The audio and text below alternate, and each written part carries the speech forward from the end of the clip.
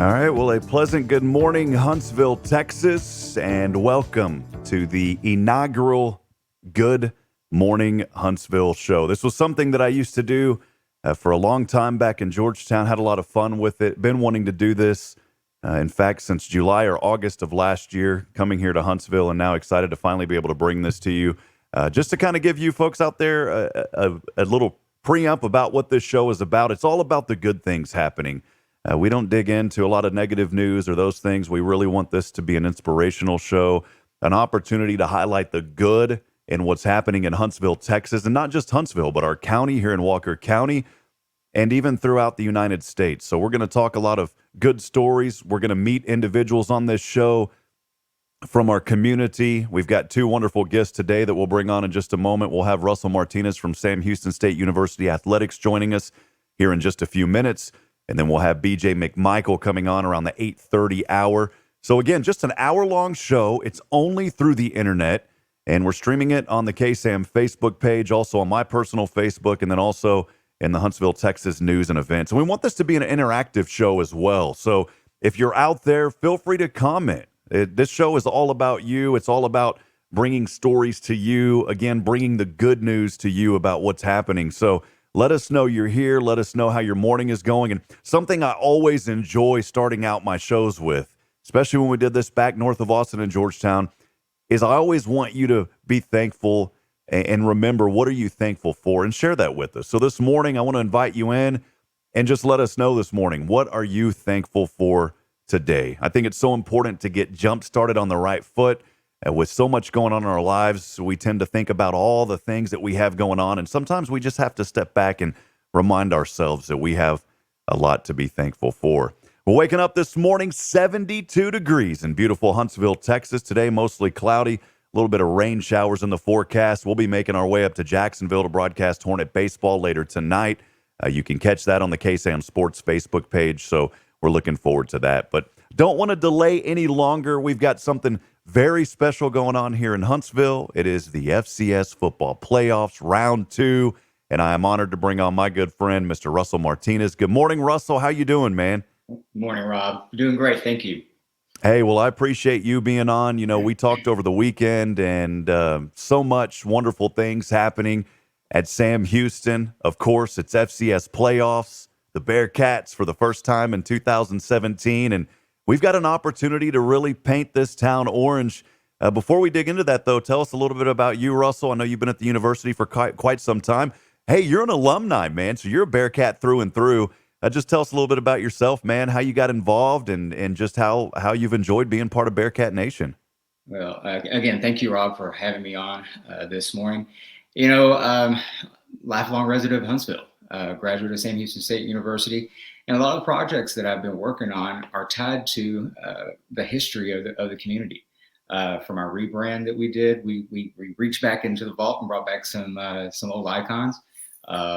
What we're trying to do with Paint the Town Orange and White is similar to what was done back in the 70s and early 80s when the Huntsville Hornets and at times Sam Houston were on playoff roles. And, we just want to bring some community spirit, some support to this team. This is a unique opportunity. Road to the national championship goes through Huntsville, and it hasn't been like that since 2011. And so we want to take advantage of that.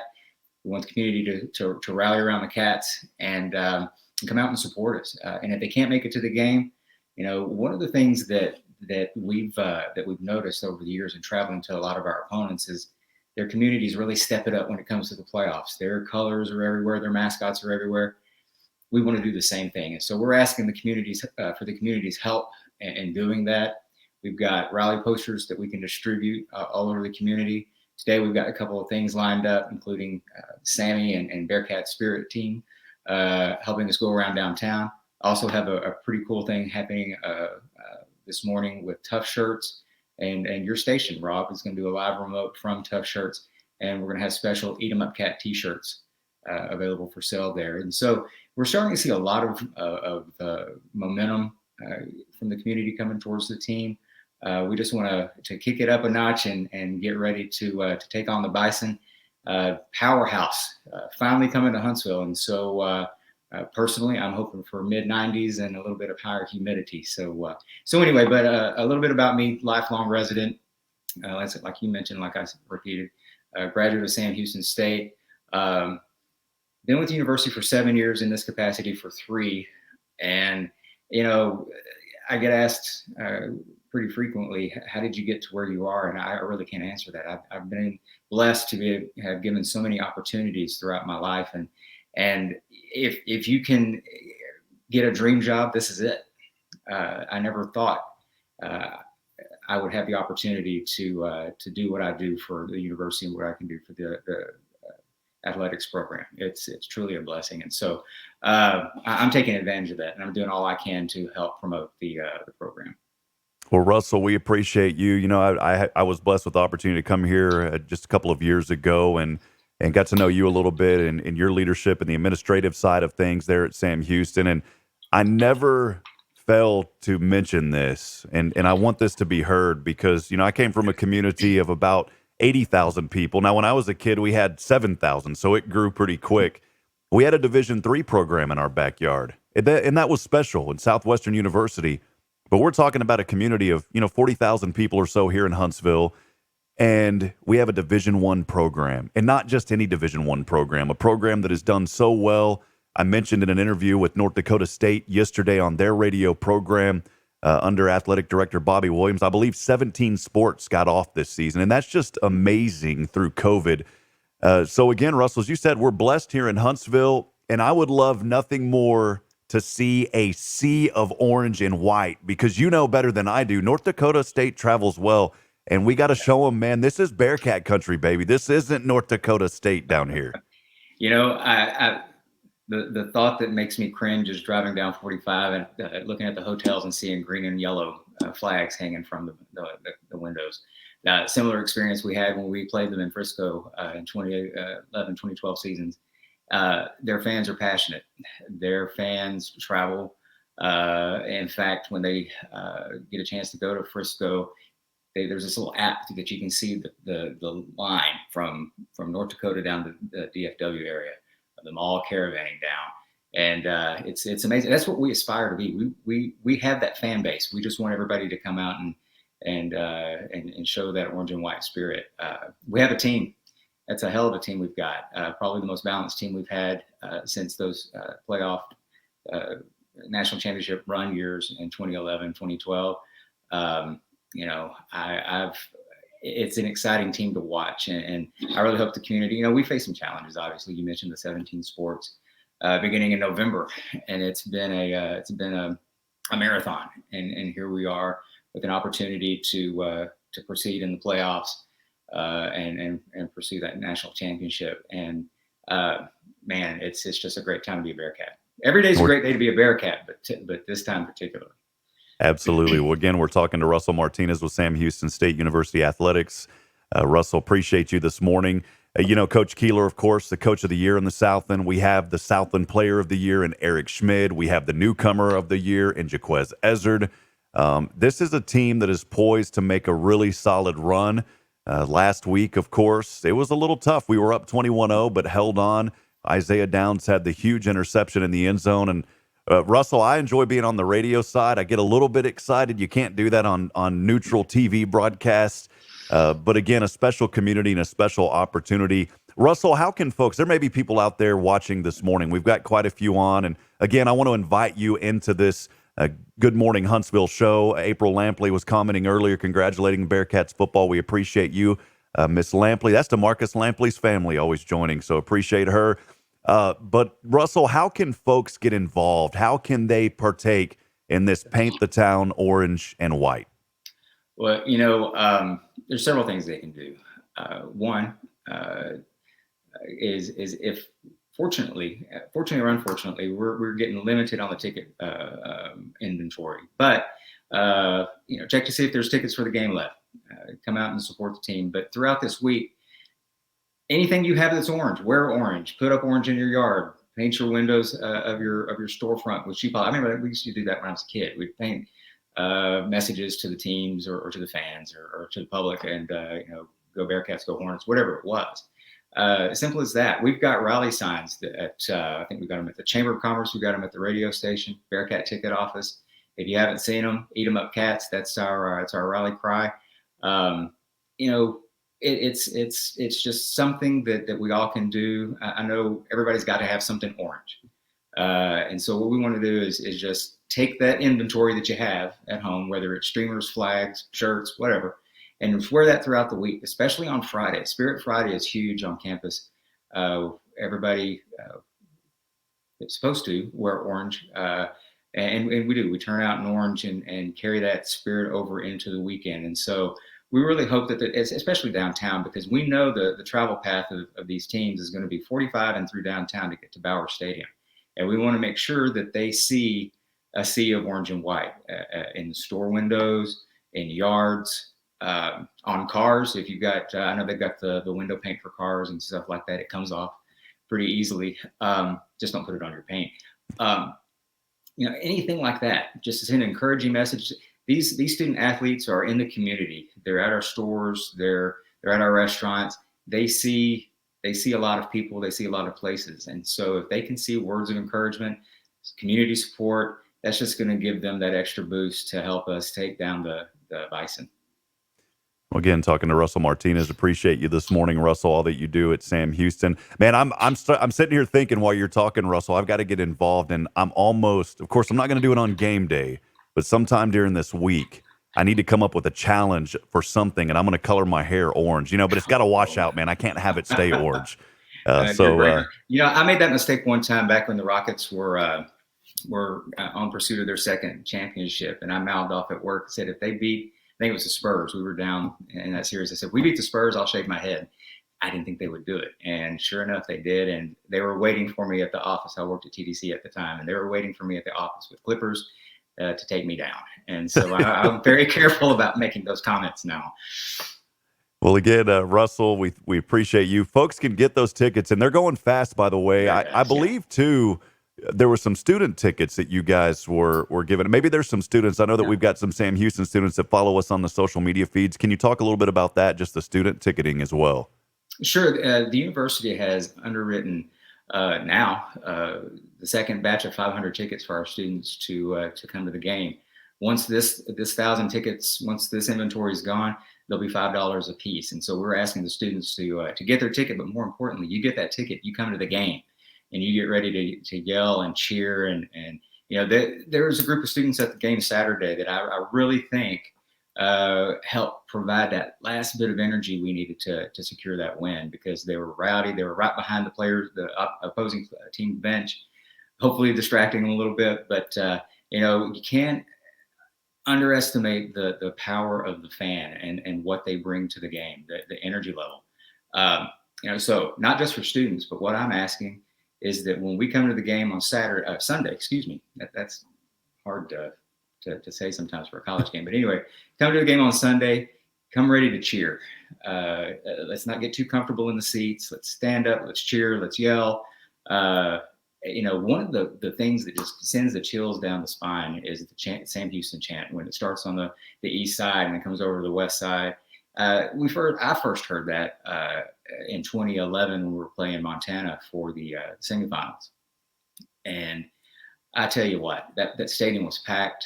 If anything, it doesn't stop you dead in your tracks. It's 16,000 people yelling Sam Houston back and forth at each other.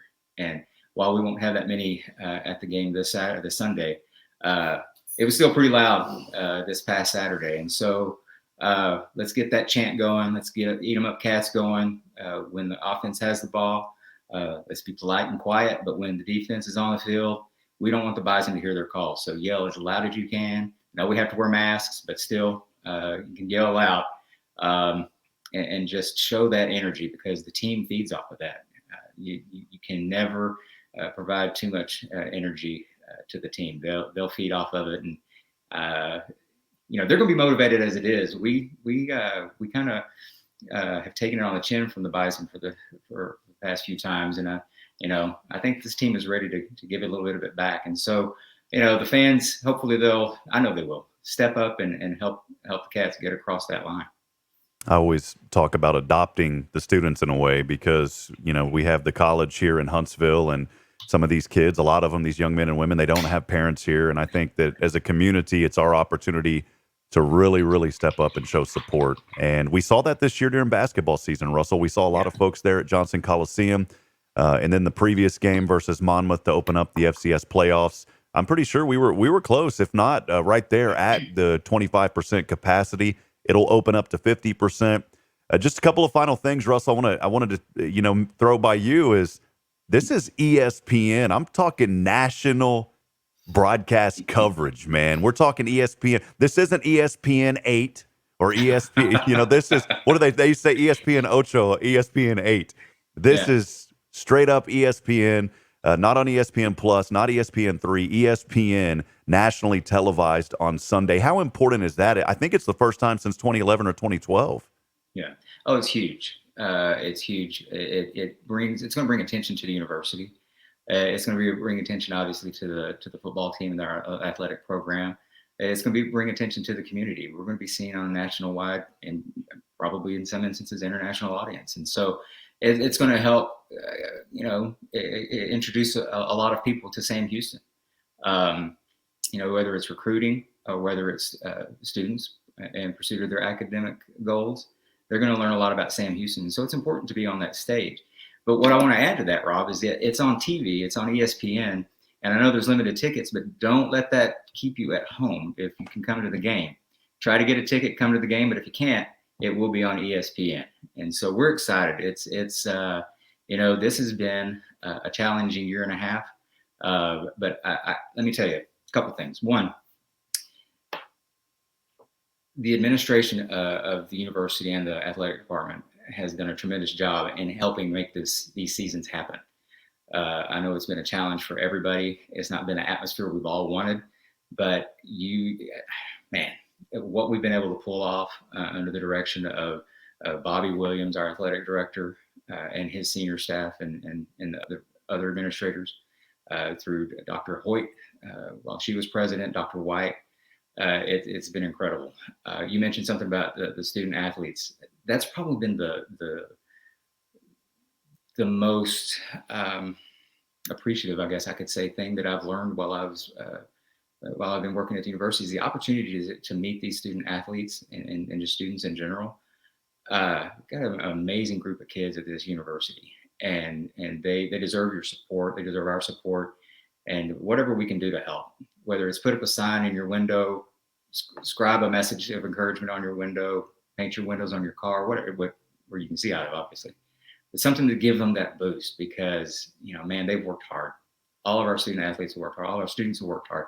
I can't imagine being a student having to go through some of the things they've had to go through this year and a half. And so it's a perfect opportunity. It's exciting to be on that national stage. We're going to put our best foot forward. I think I saw a poll that football had started about help us select which uniforms we're going to wear. The last time I checked, it was going to be all orange. So it's matching the theme of a sea of orange there at Bauer Stadium. So I just encourage those who can come out and cheer on the Bearcats. And if you can't, watch on ESPN and cheer from your home.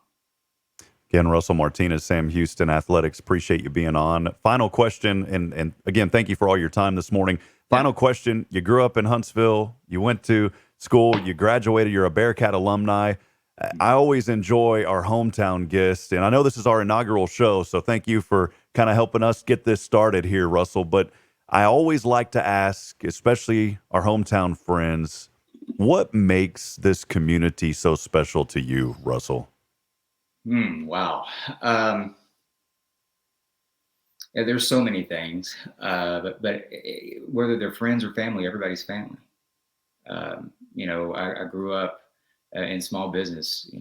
I think we were the only Martinez's in town for a long time, and despite the growth of this community, it's still a small feeling community. And when I've seen times where people have had to come together and step up and stand as one. And I think that's something that's very unique and very special about this community. I've since relocated, but Huntsville will always be home. And I've got a lot of history there. I love the community, love the people there. And I think if it's anything, it's got pretty much everything you'd want in a community, and that family atmosphere. Awesome. Russell, before we let you go, I'm going to take you back just a week ago. If you don't mind, here's the call from a week ago. This was The interception in the – I want to get people excited, Russ. That's why we're doing this. So here's the excitement. Someone said something about me being on ESPN. I said, dude, I will not be on ESPN because I can't do this on ESPN. But here is the final interception from a week ago. Oh, my goodness. Here we go. It's fourth down and goal for Monmouth. Musket in the gun, trips to the left, one receiver to the right. He has his running back, Fari, there to his left. The Bearcats have three up front. Look for a quick pass here, something in the end zone to the corners. Musket stepping back, looking over to the left side, throws this one. Oh, it's intercepted! It's intercepted, and the Bearcats take a knee. Oh, baby, what a play by the Orange Storm! Oh, mama, what a play! And the Bearcats intercepted in the end zone. All That's right, awesome. how about that for the Bearcats? Unbelievable! Just wanted to get people a little bit excited there. I don't do that often, Russell, but we had to last week. Put that on loop on your Facebook page and just share it over and over and over. Rob, I know you got to cut me off here soon, but I just want to tell you that level of excitement, you could almost feel, although you heard the crowd, you could almost hear the air just kind of get sucked up. And then all of a sudden when he intercepted the pass, I know I let a sigh of relief out. I probably jumped as high as Brian did on that, but thank God it wasn't on video. Yeah, and one reason I wanted to play that, because you mentioned the crowd earlier and how much of an impact they have, and that was the loudest crowd that we have had all season. So exciting it was times. only a portion of what we can have this Sunday, and so if we get a few more people, in fact, I'm hearing Westside is for all intents and purposes packed, and so there's still availability left on the east side. I'm trying to find out how many of our friends from the north are coming down, but wear that orange. If you have anything orange, wear it. As long as it's publicly acceptable. But one of the things that when we've had orange out games in the past, it's just a sea of orange, and you've called for it. We're asking for it. Team's going to wear it, and so if you're coming to the game, wear your Bearcat orange, and let's get ready to take on the Bison and Eat 'em up Cats. You bet. And someone here said it just correctly, but not UT orange, and that's right. Please no, or Tennessee orange, no. Yeah, none of that orange. I always say that look, man, I was from the Austin area, got a lot of great friends there, but I always said we bleed a good orange down here in Huntsville, Texas. Russell, I appreciate you, man. I appreciate it, Rob. Thank you so much, and appreciate all y'all support. Absolutely. It's Russell Martinez, Sam Houston Athletics. Eat 'em up, Cats. We'll chat with you again soon, Russell. Thank you so much, my friend. Bye-bye. Well, just a great opportunity to hear from Russell Martinez. So, again, come out, support the Bearcats as we continue. Good morning, Huntsville. It's our inaugural show. We'll bring you more information. We're going to step aside. We'll take a quick break. I've got a little bit of national news coming your way, and we'll continue to talk about the good things happening here in Huntsville, Texas. Stay with us. We'll be back in just a few moments. We'll continue. Good morning, Huntsville, here in just a few moments.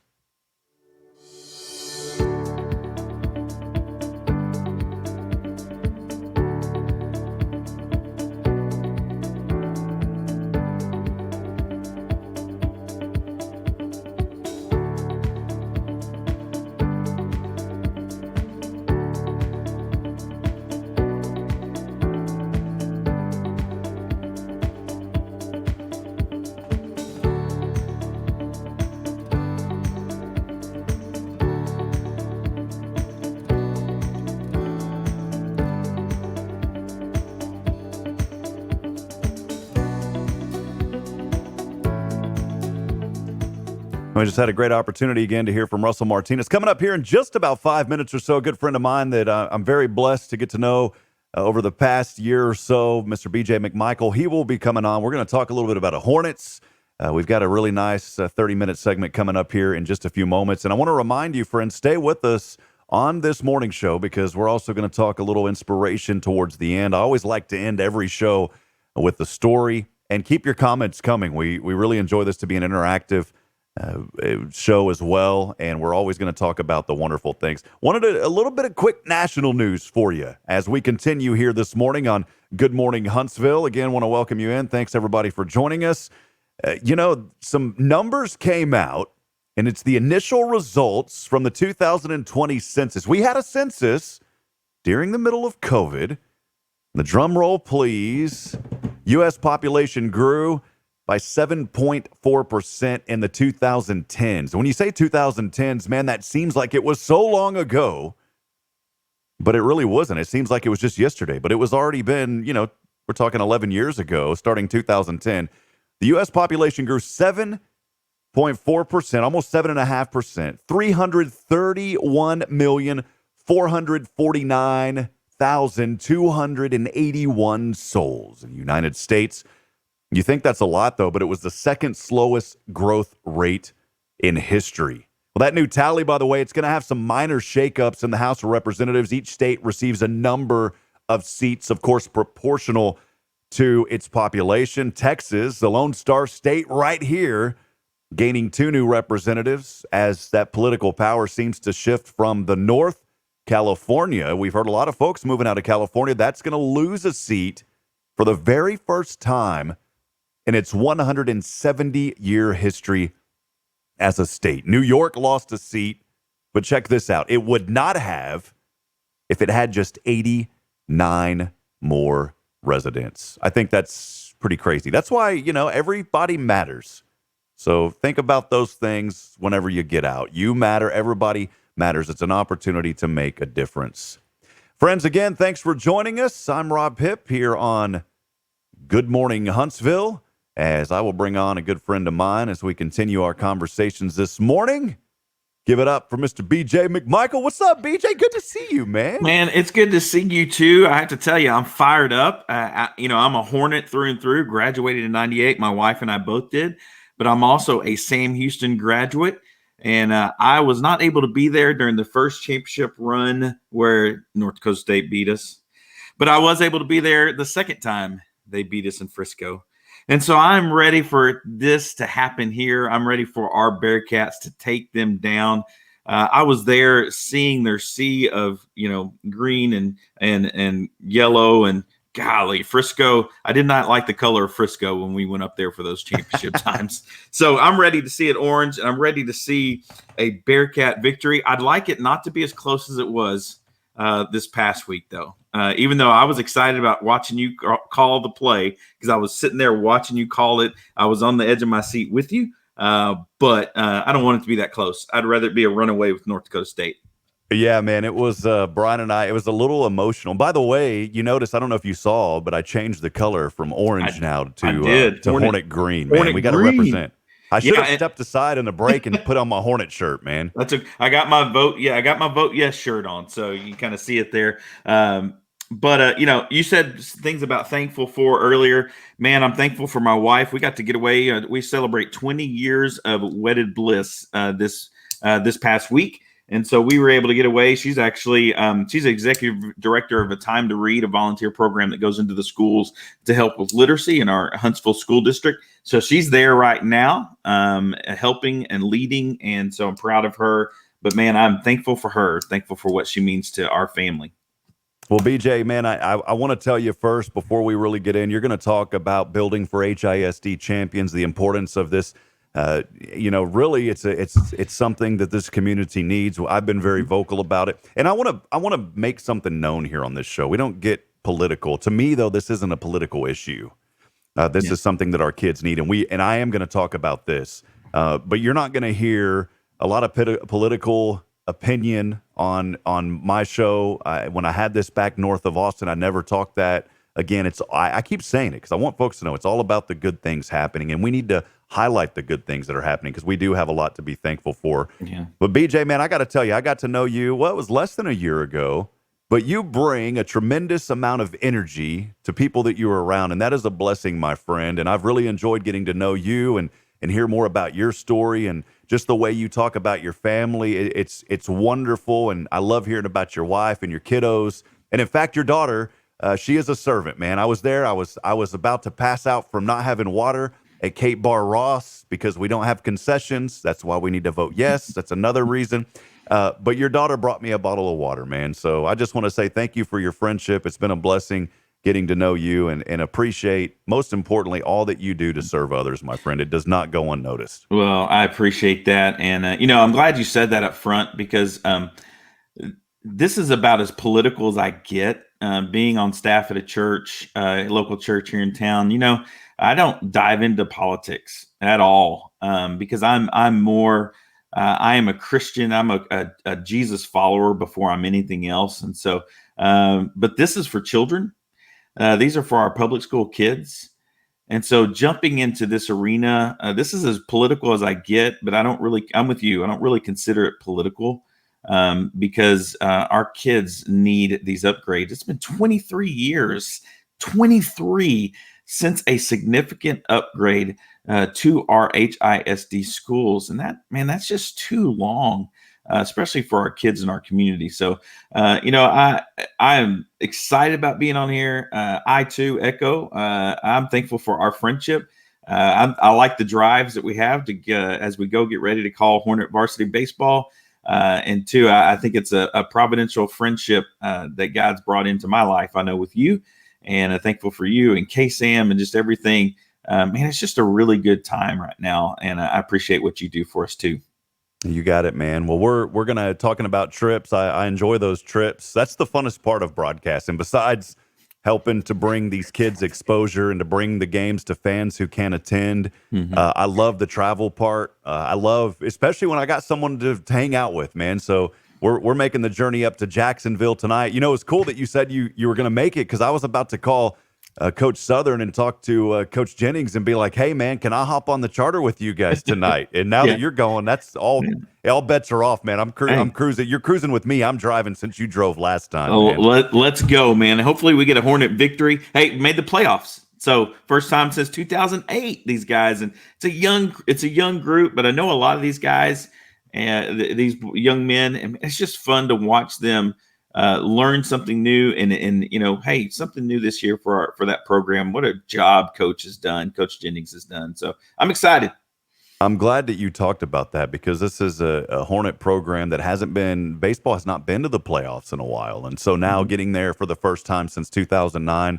BJ, before we dig into building with champions, building for HISD champions, I just want to ask you out of the gate, what have you enjoyed so much about the Huntsville community, and what makes it so special to you?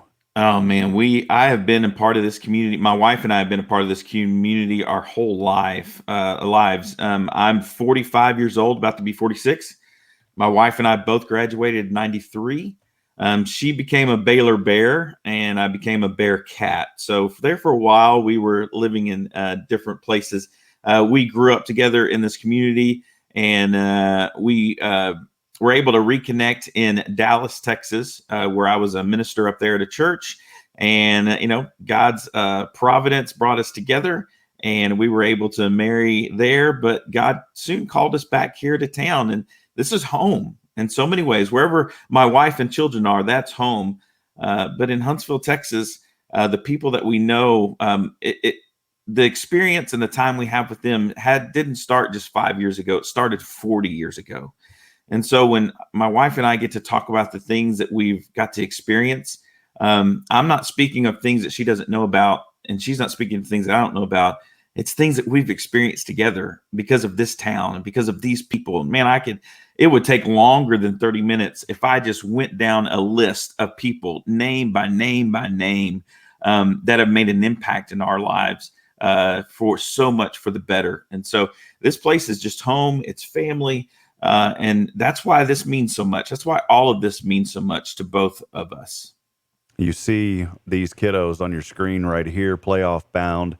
The graphic said since 2011. I thought it was 09 as well, but it's these kids, and this is what it's all about in this community. And I know that you can say that for any community, but we really need to focus on these kiddos and what they're doing, and something that they can be proud of.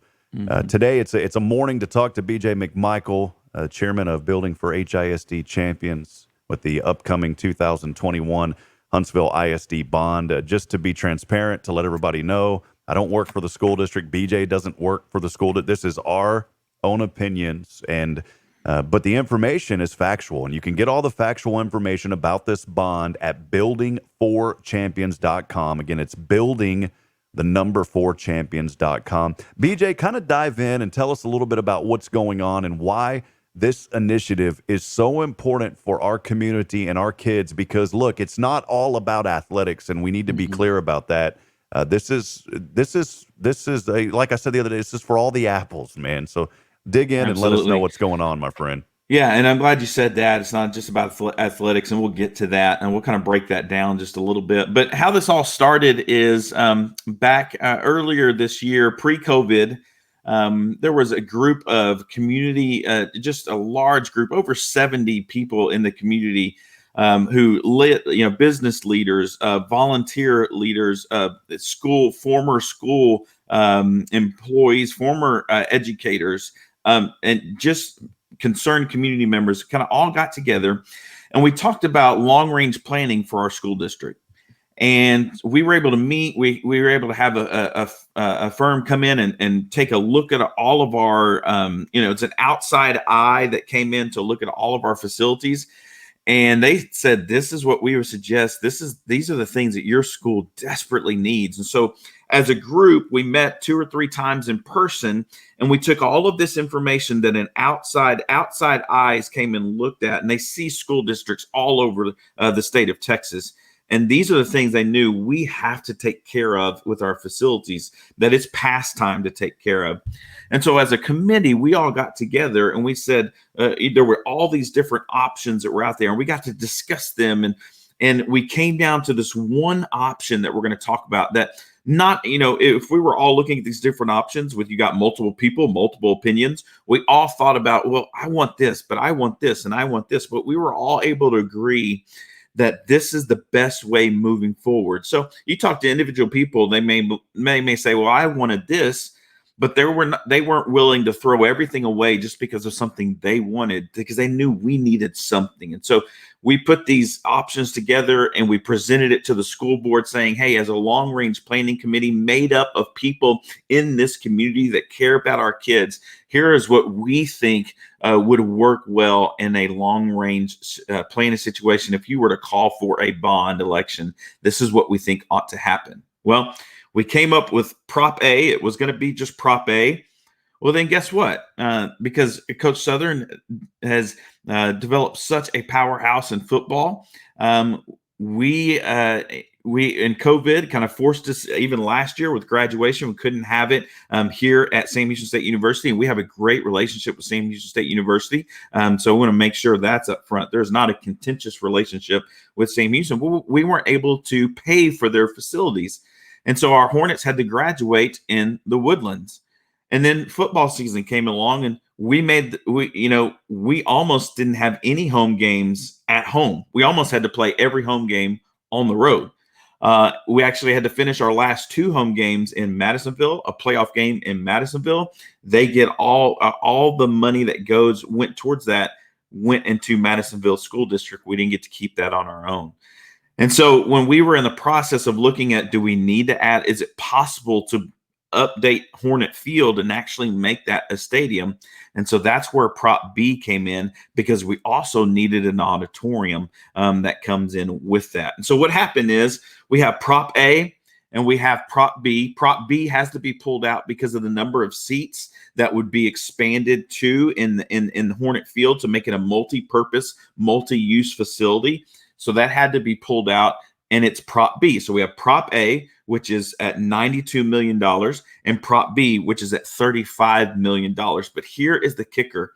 In Prop A, what we decided on as a long-range planning committee is that realignment needs to happen. If you think about it, anybody listening here, they know as a school district, all the transitions. If you had a kid starting in pre-K, they went to a pre-K campus. Then they went to an elementary school campus until 4th grade.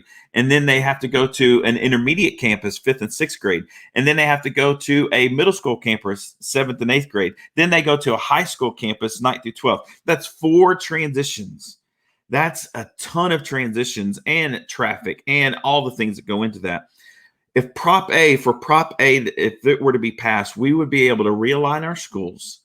We would be able to pull in pre-K through 5 at every one of our elementary campuses, and talking to our educators, that was the most excited part for them, is to get pre-K through 5, because there is a collaborative effort on a kid to be able to help them as they're educated from pre-K, kindergarten, all the way through 5th grade, and working with those families.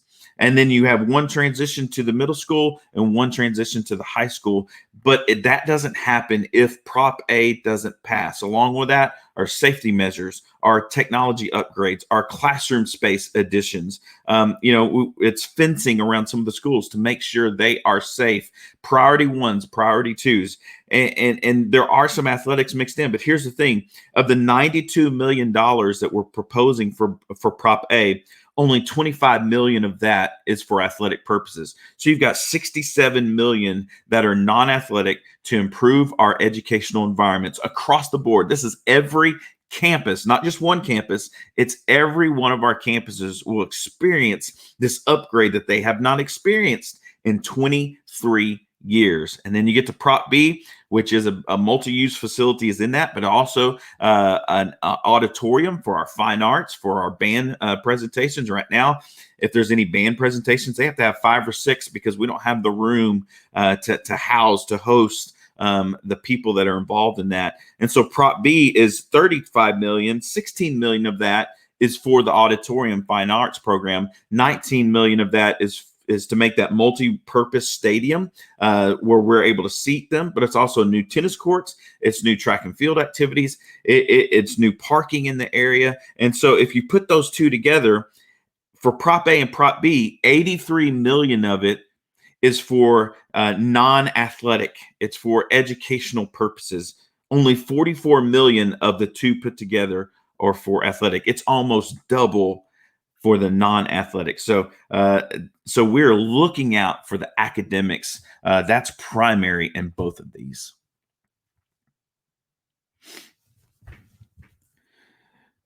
Again, this morning, talking to BJ McMichael. Appreciate you sharing that information. And I think that's what gets lost in translation is a lot of times when you see these bonds, it seems that it's focused so heavily on athletics, and that's simply not the case. And again, I just encourage people to please go to the website. You can get all the facts. I've put it up on your screen again, buildingforchampions.com. I came from a community that has grown tremendously, but I've really honestly came to love Huntsville so much. It reminds me of the town, and no disrespect on where I grew up, but Huntsville reminds me of the community that I grew up in, how it was 25 years ago in a very positive way. And people here in this community in Huntsville are so caring, and they want to give back and they want to help out. And I see that so much, and it's evident. The hospitality of Huntsville. I think we have so much to be proud of.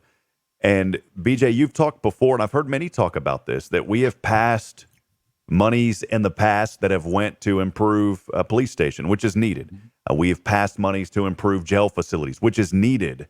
But I think now is the time to pass initiatives that provide financial resources to places that we actually want our kids to go to. Yeah, and you said it.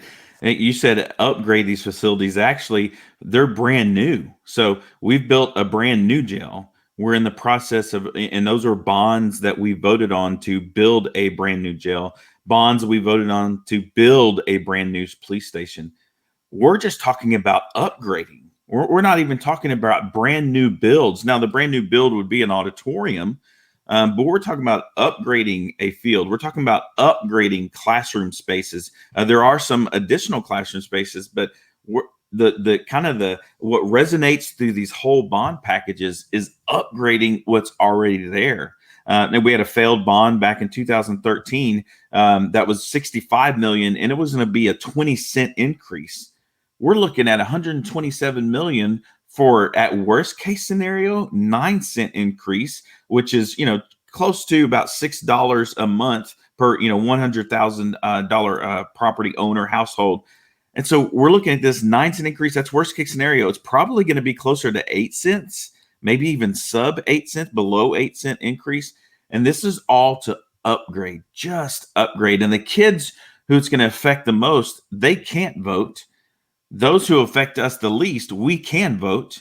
And so we've got to be the voice for these kiddos to get them facilities that they can be proud of, to get them facilities that they can really look at and say, you know, not only being proud of, but it helps them in their educational environments, helps our teachers have what they have. And here's the thing, you know, it's not just facilities. So you have two different areas of for, you know, financial things, M&O and INS, and you can see all this online. But here, let's break it down. Bond money. So if this bond does pass, these two bonds pass, this money by law, by the state of Texas, we can't take this money and filter it directly into the hands of our teachers, into their pockets.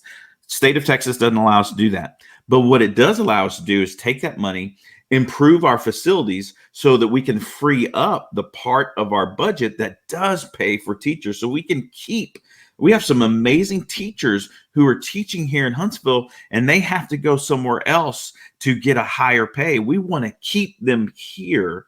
And so what happens is when we get these bonds come in, acceptable bond debt, we free up what's called the M&O. Right now, we spend about 85% of our M&O on our teachers. Well, if it's 70, I'm sorry, we spend 70% because other parts of that have to go to upgrading facilities. What would happen if we could spend 85% of our M&O to pay our teachers?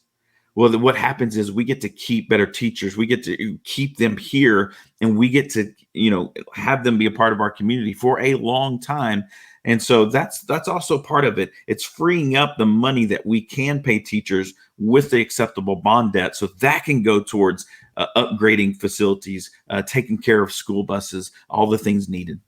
You know, I've talked to several teachers and administrators in the community, teachers in particular, and they all support this. And that, I don't think that was the case last go around. Of course, I wasn't here, but that's an encouraging sign when the employees of the district support this. And I'm not speaking on behalf of everyone again, but many people that I've talked to have said, yes, we want to see this happen.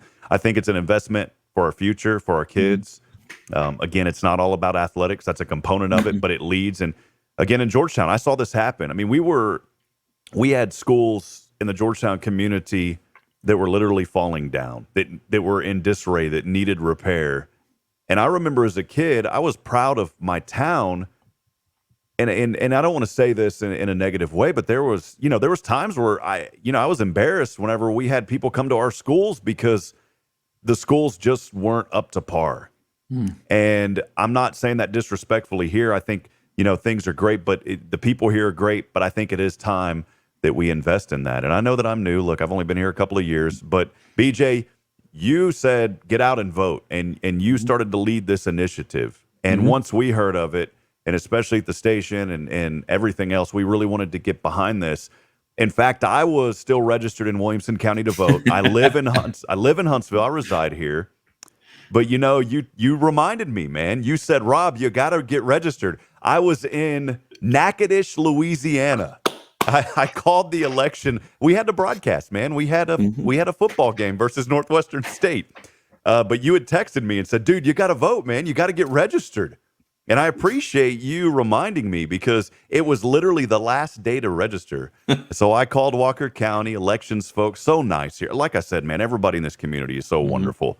But she said, Rob, all you got to do is mail it to us. I said, I'm in Natchitoches, Louisiana.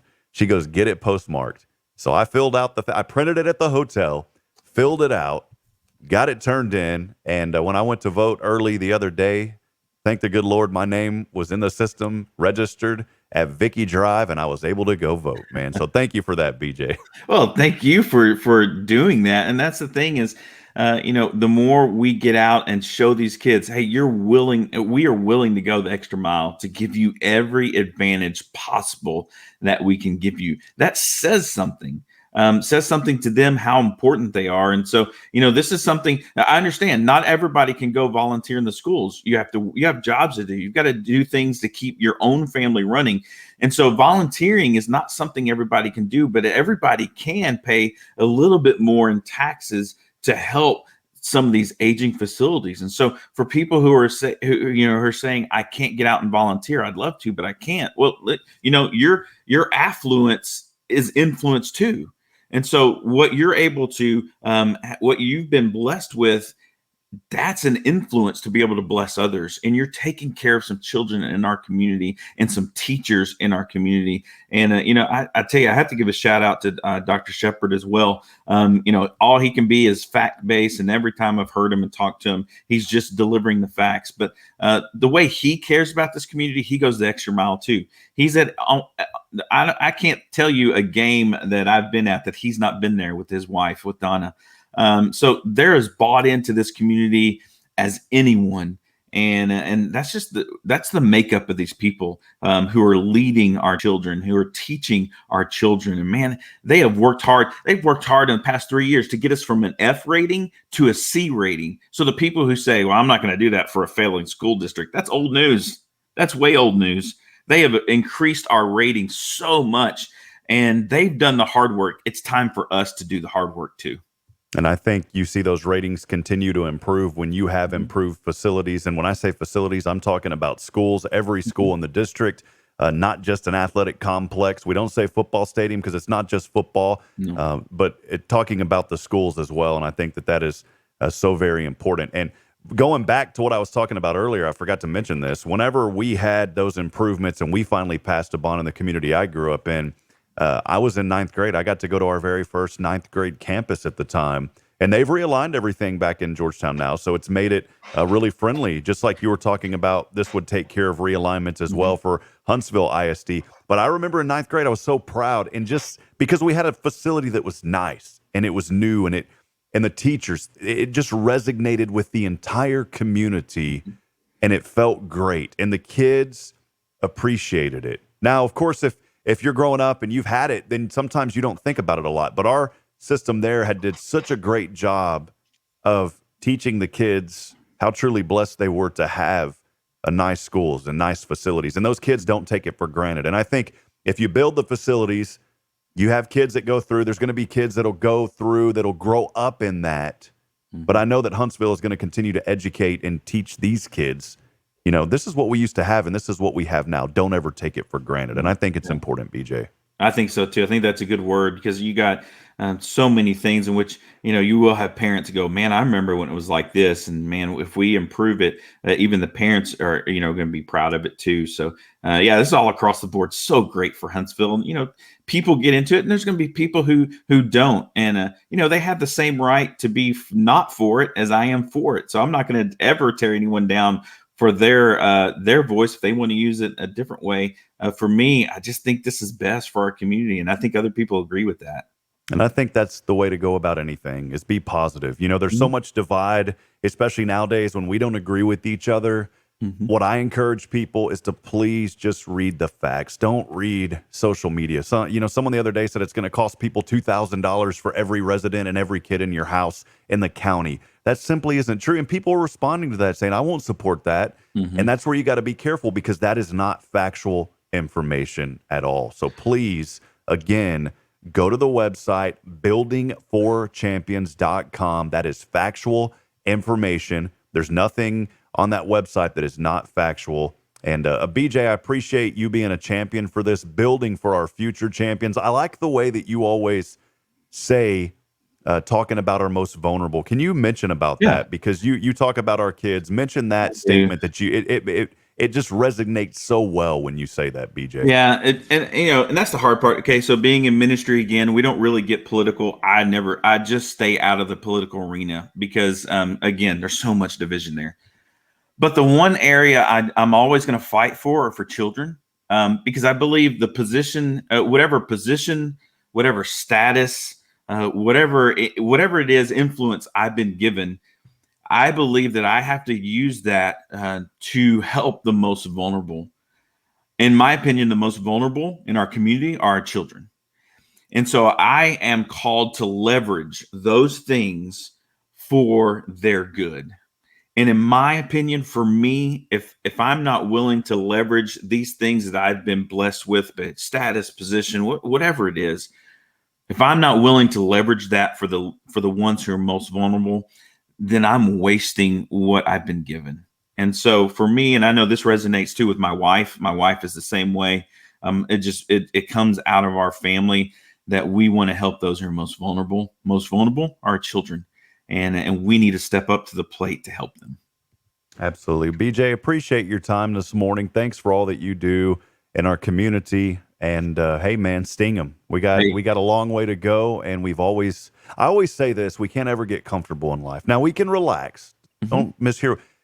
But I think when we get to a point to when we get comfortable or too comfortable, we forget about things and we let things bleed over. And I'm going to share a story at the end of this after we sign off. But BJ, appreciate you. Before you go, man, because you're here, and you're the last guest on the very first inaugural. That's a hard word to say. Because I was thinking of like inauguration. Did I say that right? Inauguration, inaugural. I can't, man. It's come on, dude. I don't think anyone's judging you this morning, so they're going to be okay with whatever you have.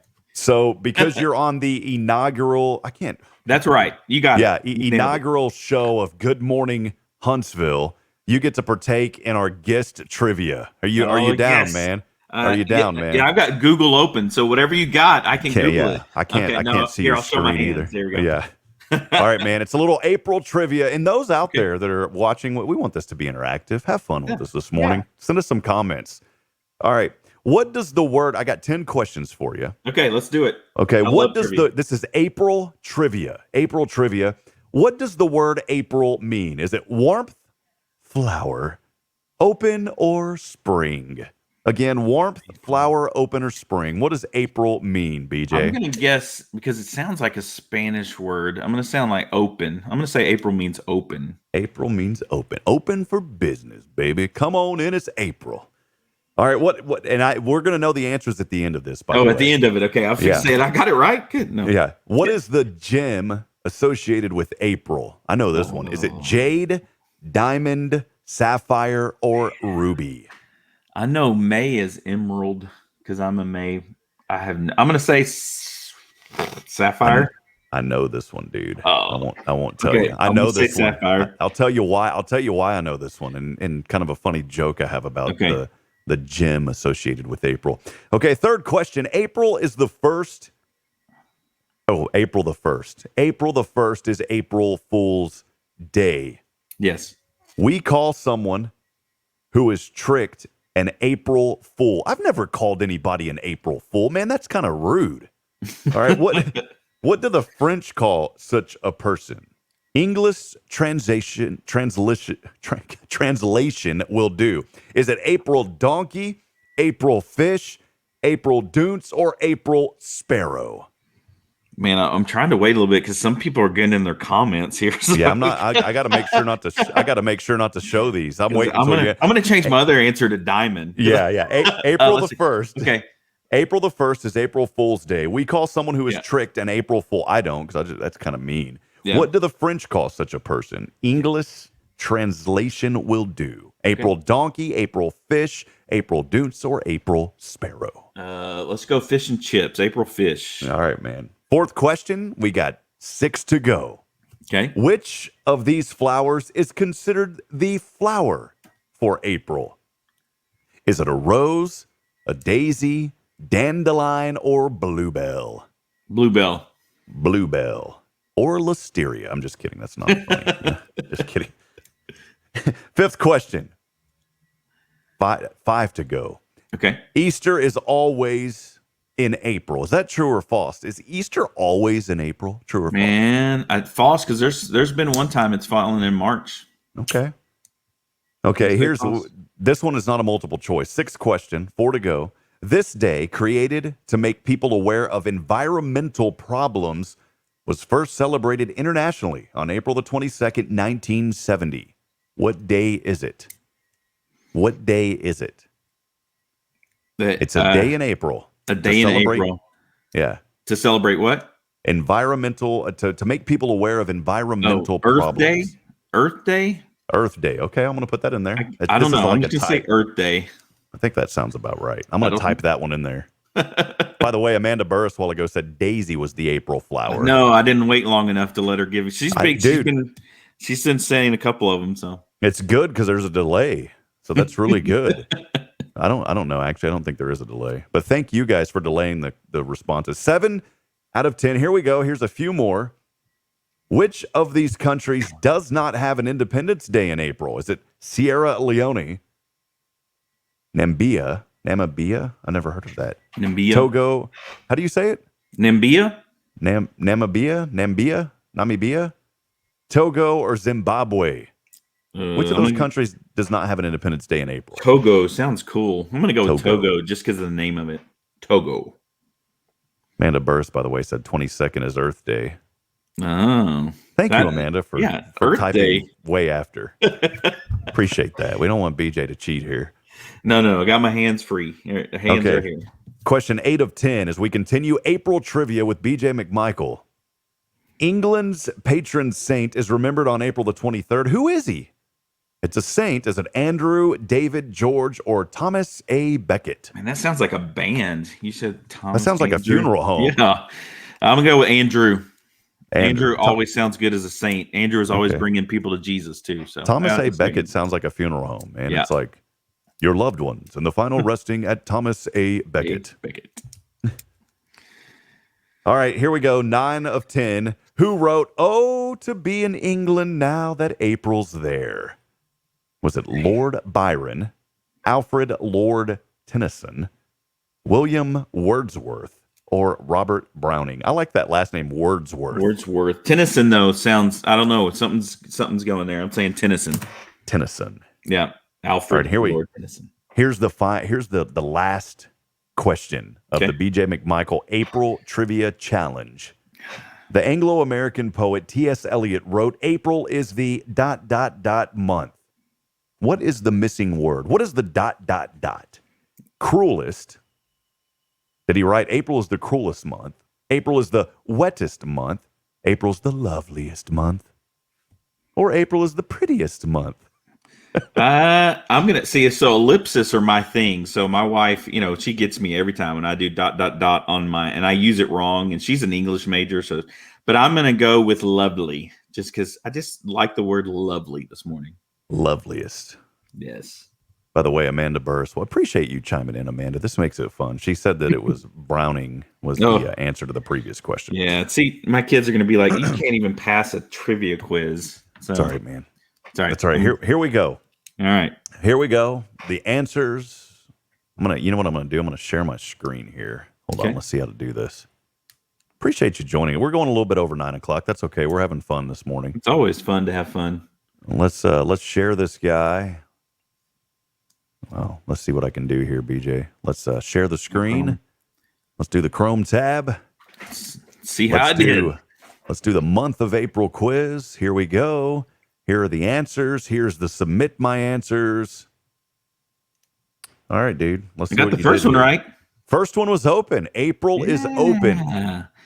April is open. My Spanish came into play there because it kind of sounds like a Spanish word for apre. That was pretty good, man. Yeah. What gem is associated with April? You said sapphire. The correct answer was diamond. Amanda Burris, she got me on that one. She got you, and Lacey Price got you. You know what? I joke around. I love Bridget. We've been together. We're going on 8 years here pretty quick. And I told her years ago when we first met, I said, "What month were you born?" And she said October. I said, "Great, because I can't afford an April lady. I can't afford diamonds." That was just a joke. April the 1st is April Fool's Day. You said April Fish, and that was right. Yeah. How about that? That was a guess. That was extreme guess. I'm not going to lie. I like to fish, so I was like, fish. All right, the ice cream got you on this one because you said bluebell was the flower. It was daisy. Amanda, another one for her. Amanda's just racking up the points here. She is. She may win this thing. Amanda, the winner, gets absolutely nothing. But congratulations, by the way. She gets bragging rights. So, all right, the next one. Easter is always in April. You said false. If I didn't get that one right, I'd have got fired. It can be as early. I didn't know this. Look at this. It can be as early as March the 22nd. How about that, man? Yep. Well, that's because it's not dependent upon our calendar. A lot of times it's dependent on the Jewish calendar. So sometimes that can happen earlier than what we normally think it happening. Earth Day was the correct answer. Started as a student movement, originally held on March the 21st. Good. Yeah. I didn't know the actual day. Oh, man. Dude, now we're bleeding. Dude, 4 of 10. All right, why didn't you just ask 5? I would have passed. So which of these countries did not have an Independence Day in April? Togo, it was Namibia. Nambia. Okay. I March almost the said that one. 21st. So formerly a South African mandate. Sierra Leone, April the 27th, gained independence from the UK in 1961. Togo, April the 27th in 1960. Zimbabwe, April the 18th. Gained independence from UK in the 1980s. England's patron saint is remembered as April the 23rd. Who is he? You said St. Andrew. The correct answer was St. George. Yeah, I'm not St. very George. good across the pond trivia, I guess. The other one, O to be England. Who wrote that? Robert Browning. That was Amanda Burris. I should have known Browning. Did you use Google, Amanda? No, she's probably just smart. I should have. I think my wife's gonna kill me on that one because I should have known Robert Browning. And look at this. I would have never thought this. I was going to say April was the wettest because they say April. Oh, no, because April flowers brings May showers. I would have been wrong. But the answer is T.S. Eliot wrote that April is the cruelest month. I cannot believe that. What was his reasoning? What is that? These are the opening word. They are partly intended as a distorted reflection of the opening lines of Chaucer's Canterbury Tales. Oh, Canterbury Tales. Okay. Which describes April in more romantic terms. BJ, I appreciate you having you on. I mean, you're going to end up having to be like a guest host on this show, man. We're going to have to pay you. Hey, no payment. I enjoyed hanging out with you, man. It gives me more time to get to hang out with you. I'm for it. Sign me up. All right, man. Well, BJ McMichael, again, appreciate you. One final thing. Where can folks vote? When is early voting over? And where's it at? How can they get connected? Where do they vote? Yes, both sir. A and B. Early voting ends today. Storm Shelter, Walker County Storm Shelter, from 8 to 5 p.m. You got till 5 p.m. to get there to go vote. All you need is your driver's license. Even if you don't have your registration card, that's okay. You just have to be registered within the Huntsville HISD zoning. But if you're like, I don't know, just go try. And all they can tell you is, no, you're not able to vote here. But just be sure to have your driver's license with you. And then voting day, that is on May the 1st. That's coming up this Saturday. Polls are open from 7 a.m. to 7 p.m., 5 different locations: HISD Transportation Building, the Storm Shelter, where we've been having early voting, the Walker County Annex. Also, it will be here at University Heights Baptist Church is another place. And then there is one more place, but if you go online to find that, I think it's Fairgrounds. Fairgrounds is the 5th place, Walker County Fairgrounds. So go vote. I would love for you to vote yes, but you know what? You have the right to vote whatever you'd like to vote for. It's only 2 things on it. The only 2 is Proposition A and B. And so I would encourage you. I'd love to consider you voting yes to both. Awesome. BJ, thanks for being here, man. Amanda saying thanks for having you on, BJ. Great supporter of our children and our community, always promoting the great things happening in our district and our community. We appreciate you. So she couldn't have said it any better. Appreciate you, BJ. Appreciate you. Thanks for letting me have this time this morning. And hey, sting 'em Hornets tonight against Jacksonville. You bet, man. Again, BJ McMichael, get that information, get the truthful information at buildingthe4champions.com. We'll see you tonight, BJ. Appreciate you, my friend. God bless you. Once again, that was BJ McMichael joining us here on our first inaugural Good Morning Huntsville show. I'm Rob Hipp. Thanks for joining us. Hey, I want to remind you, by the way, if you're on the radio, this show is just on the internet. In the mornings, you can always catch Steve Ricks on 101.7 KSAM. Also, Mr. Glenn Edwards is on 104.9 and now the new 94.1 The Hits. Make sure to listen to those guys in the morning. And by the way, Glenn has a very amazing show on Saturday mornings. Maybe you're a business that wants to get some more exposure and you want to get that exposure over FM radio. Has a great reach. A lot of folks, of course, listen to our stations. We're very blessed and thankful for that. Glenn has a show called Hello Huntsville. And if you've got a business and you'd like to be involved and talk more about your business, please consider being a part of that show on the radio. Again, it's called Hello Huntsville. You can message or comment here, message me. You can text me at any time, and I can get you connected and provide information to Glenn. It is 512-522-9105. That's my number again, 512-522-9105. Friends, every show that we have, and I plan on doing this at least once a week. It probably will no longer be on Tuesdays because I'm missing my preferred partners group. I love our Huntsville Walker County Chamber of Commerce. We normally have our Tuesday meetings at 8 o'clock. but I don't want to miss those meetings. And so this show may move to a Wednesday.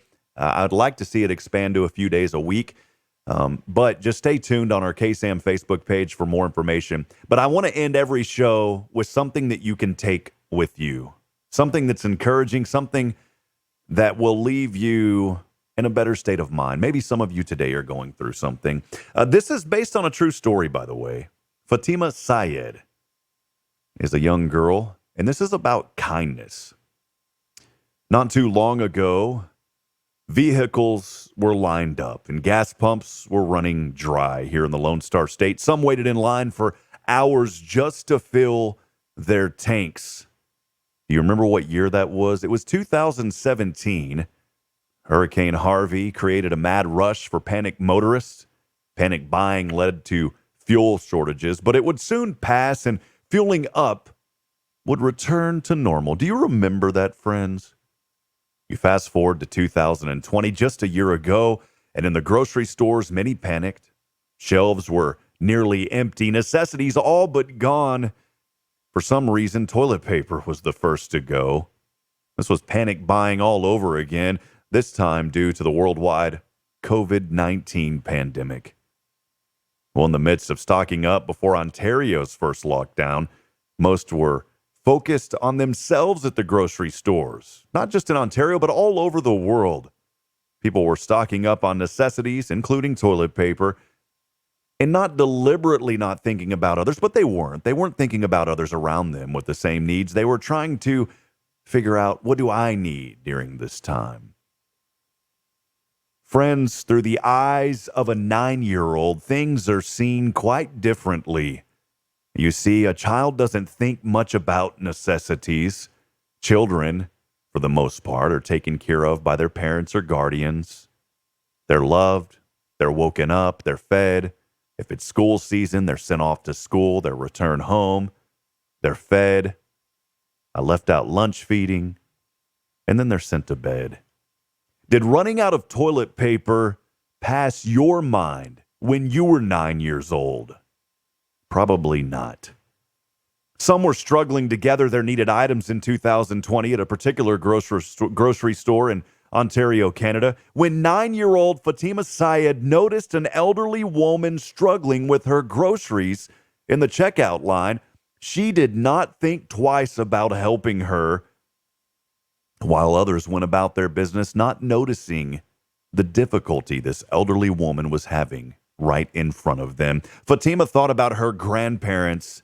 She would help them, of course, so why not help this woman, this elderly woman, a complete stranger in need?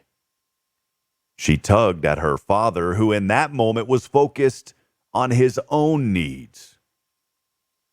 Fatima's father finally acknowledged the disruption from his daughter, and together he and his daughter offered to help the woman in need by a simple act of carrying her groceries to her car. Friends, it was a simple act of kindness when nobody else noticed except a 9-year-old girl. The elderly and frail woman was very happy with the kind gesture. This emotion of the happy woman stayed with 9-year-old Fatima. After arriving home, Fatima and her father decided they wanted to help more seniors. Together, the daughter and father launched the Good Neighbor Project, a volunteer delivery network that connects available able-bodied individuals with people in need. The way it works is quite simple. Someone posts a call out on social media looking for a volunteer to run an errand or make a delivery. Group members who are willing to take on the task sign up in the comments, and presto, community organized assistance for people in need. So far, as of this story, more than 6,000 volunteers have contributed over 22,700 hours, and they have helped over 8,600 isolated seniors, persons with disabilities, and other vulnerable persons. When I saw the elderly person, I thought that was my opportunity to go and help somebody, Fatima said, because whenever you get a chance to be helpful and kind, you just go and do. Without thinking about it. Everybody should do that.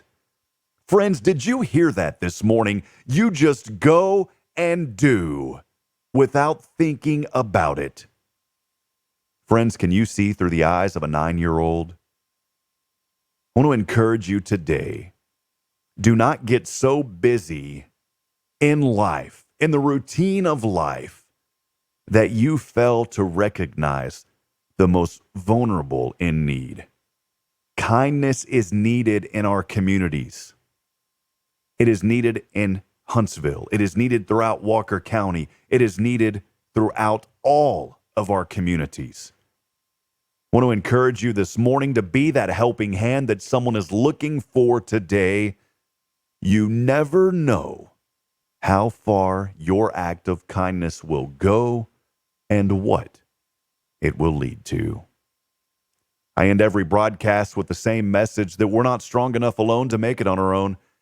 We need each other, friends. Provide a word of encouragement. Lend a hand of support. Somebody out there needs you. Good day, and God bless.